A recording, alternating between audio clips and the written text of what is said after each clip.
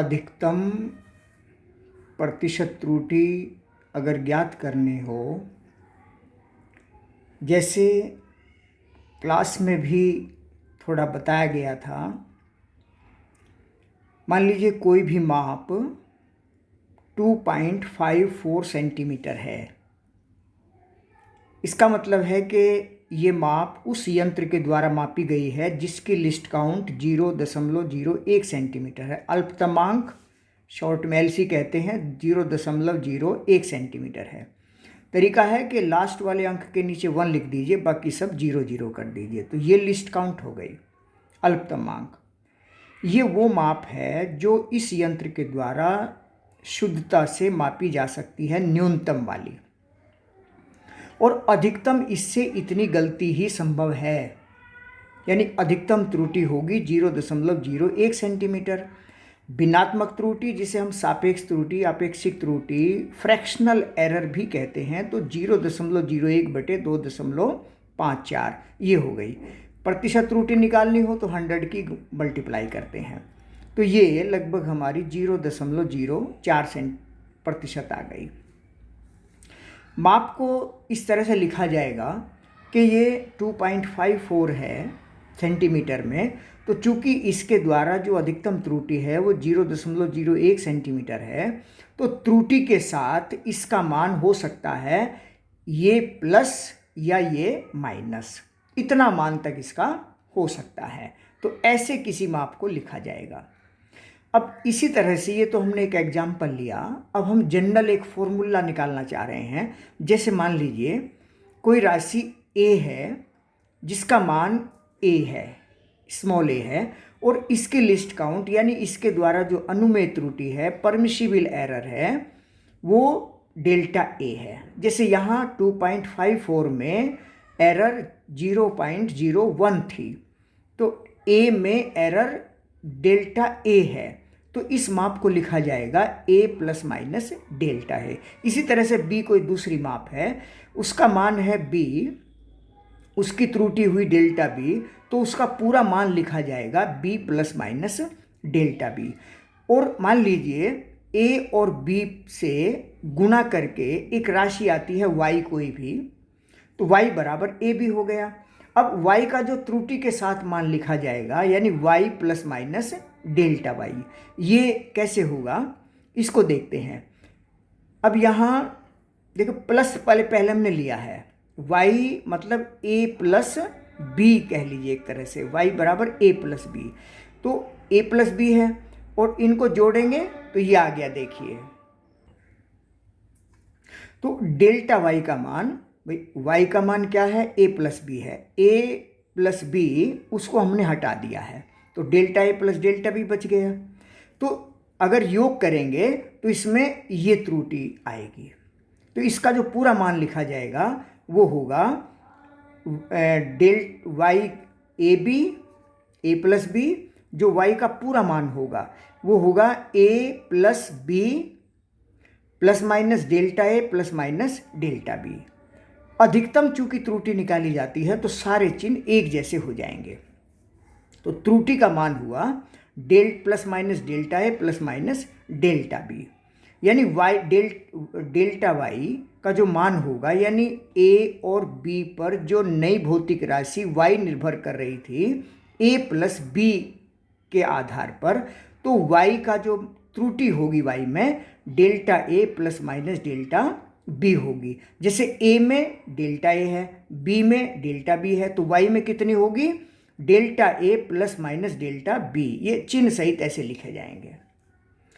और अब मान लीजिए y कोई ऐसी राशि है जो दोनों की गुणा पर निर्भर करती है, यानी y बराबर a b है, तो y बराबर a b है, a में भी त्रुटि है, b में भी त्रुटि है, तो b में कितनी त्रुटि होगी अगर इसका हिसाब लगाना हो, तो y में त्रुटि सहित लिखा जाएगा y plus minus delta y, और ये a b हो गया। a मतलब a plus minus delta a, b मतलब b plus minus delta b। अब देखिए इनको गुणा हम कर रहे हैं, दोनों की गुणा करके ये मान आ गया। इसमें डेल्टा a और डेल्टा b, डेल्टा a बहुत कम होगा, क्योंकि जैसे यहाँ 0.01 है, डेल्टा बी का मान बाई 0.01 हो सकता है। तो बहुत कम संख्या की गुणा बहुत कम संख्या में करेंगे तो वो लगभग नगण्य आएगा। तो इस राशि को लगभग छोड़ दिया गया है। तो छोड़ने पर क्या होगा, y plus minus delta Y का मान हो गया, उसको हमने छोड़ दिया है। Delta A plus minus delta A delta B को छोड़ दिया है, तो ये बच गया है। तो डेल्टा वाई का मान, क्योंकि ए बी हमारा वाई है, वाई कैंसिल हो गया, तो डेल्टा वाई का मान बच गया A delta A B delta B, ये डेल्टा बी है। अब इसको अगर हम y से डिवाइड करें, मतलब भिन्नात्मक त्रुटि, अपेक्षित त्रुटि निकालनी हो, तो plus minus delta Y upon Y, A B से डिवाइड कर देंगे, ए से ए कैंसिल हो गया, यहाँ बी से बी कैंसिल हो गया, तो जो बचा ए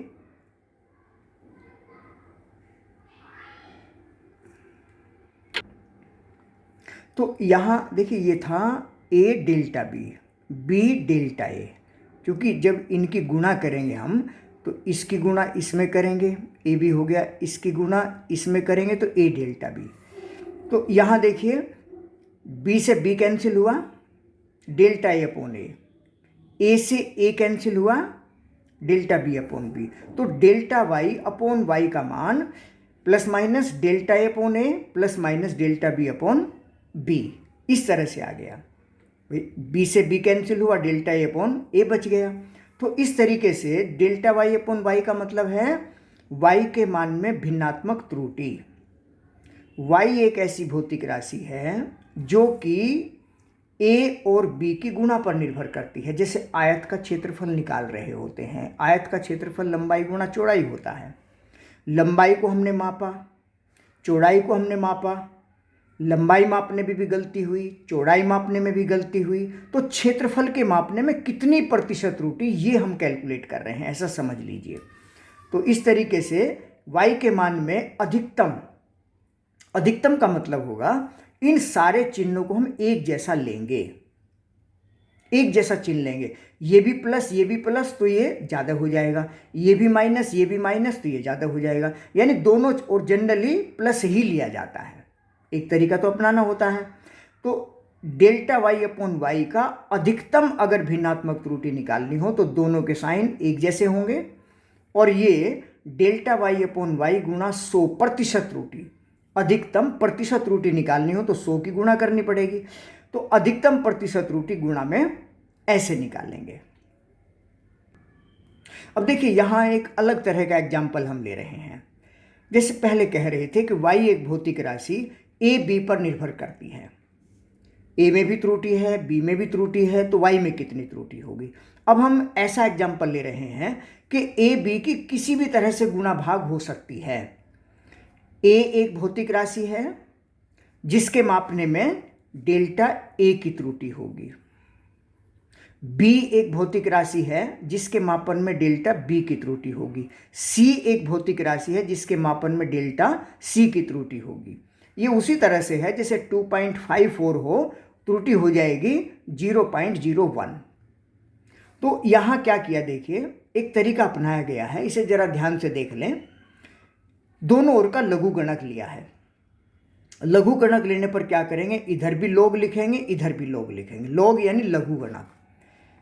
ये लघु गणक उसी तरह से होता है जैसे कि 1000 बराबर 10 की घात 3 होता है। तो अगर हम इधर भी लॉगरिथम लिख दें, इधर भी लॉगरिथम लिख दें, तो देखिए 10 की घात 3 घात की घात होती है, सो हम क्या लिखते हैं, 3 log 10। अब इस सारे को हम 10 आधार पर करते हैं। अगर 10 आधार पर करेंगे यानी कि log 10 आधार 1000 बराबर 3 log 10 आधार पर 10, यानी आधार हमने 10 कर दिया है। तो ऐसी स्थिति में क्या होगा, log 10 आधार पर 10 का मान 1 होगा, क्योंकि देखिए ना 4 की पावर 1 4 होता है, 10 की पावर 1 10 होता है, 20 की पावर 1 20 होता है। तो 20 की पावर 1 बराबर 20, यानी 20 का जो मान है वो 20 आधार पर 1 हो गया। 20 का मान 20 आधार पर 1 है, 10 का मान 10 आधार पर 1 है, 4 का मान 4 आधार पर 1 है। तो इसी तरीके से 1000 का मान 10 आधार पर 3 है, ऐसे कहा जाएगा। तो 10 आधार पर अगर हम लेंगे तो ये हो गया, लोग 10 आधार पर 10 का मान 1 मतलब 3 हो गया। तो 10 आधार पर अगर हम लघु गणक करते हैं, जो सामान्यतया लघु गणक सारणी होती है, भौतिक विज्ञान की कोई भी प्रयोगात्मक किताब जो लेने के लिए कहा गया है, उस किताब में स्टार्टिंग में लघु गणक से गुणा भाग करना दिया हुआ होगा। इसे बहुत अच्छी तरीके से अपने तरीके से करके देखें, कोई प्रॉब्लम हो तो पूछ लें। यानी एक तरह से log 10 आधार पर 1000 का मान 3 है। 1000 का मान 10 की पावर 3 है। तो 1000 को लिखना हो और लघु गणक लिखना हो तो 10 के आधार पर 3 लिखा जाएगा। 10 आधार पर अगर लघु गणक लेने का हमने तरीका बनाया है तो 1000 का मान 3 लिखा जाएगा। 100 का मान अगर 100 का लिखना हो तो 100 चूंकि 10 की पावर 2 होता है तो 100 का मान लघु गणक में 2 लिया जाएगा। तो ऐसे ही ये लघु गणक लेने पर लॉगरिथम y, लघु गणक तो log y और इधर log a plus 2 log b minus नीचे है ना 3 log c। ये लघुगणक आने चाहिए, कोई प्रॉब्लम हो तो अवश्य पूछें, ये इससे पहली कक्षा तक आ जाना चाहिए। आंशिक अवकलन करने पर हमने लिखा है, अवकलन की बात अभी डिटेल में समझाएंगे। आंशिक अवकलन करने पर यानी किसी a का a के सापेक्ष ही, तो delta y upon Y, delta a upon A, 2 delta b upon B minus 3 delta c upon C. अगर हम डेल्टा y अपॉन वाई गुना 100 मैक्सिमम लिखें, मैक्सिमम एक तरह से ये प्रतिशत त्रुटि हो गई, अधिकतम प्रतिशत त्रुटि। तो अधिकतम लेंगे तो सारे चिन्ह एक जैसे कर देंगे। आपको सिलेबस के हिसाब से जनरली अधिकतम प्रतिशत त्रुटि ही निकालनी है, तो अधिकतम में सारे चिन्ह एक जैसे लिए जाएंगे। तो यहाँ प्लस हो जाएगा, तो फॉर्मूला हो गया डेल्टा वाई अपॉन वाई गुना 100 maximum, delta A upon A गुना 100 plus 2 delta B upon B गुना 100 plus 3 delta C upon C गुना 100। तो ये एक तरह से सामान्य सूत्र सा हो गया। इसे स्टैंडर्ड फॉर्मूला नहीं कहिए, एक तरीका हो गया कि अगर y कोई भौतिक राशि a b c पर निर्भर करती है और इसके हमें अधिकतम प्रतिशत त्रुटि निकालनी है, तो डेल्टा y बटे वाई गुना 100 मैक्सिमम, डेल्टा a बटे a गुना 100 plus 2 delta b upon b गुना 100 plus 3 delta c upon c गुना 100। तो इस तरीके से ये सब प्रतिशत त्रुटि ज्ञात करनी है और इसे अच्छी तरीके से तैयार करें।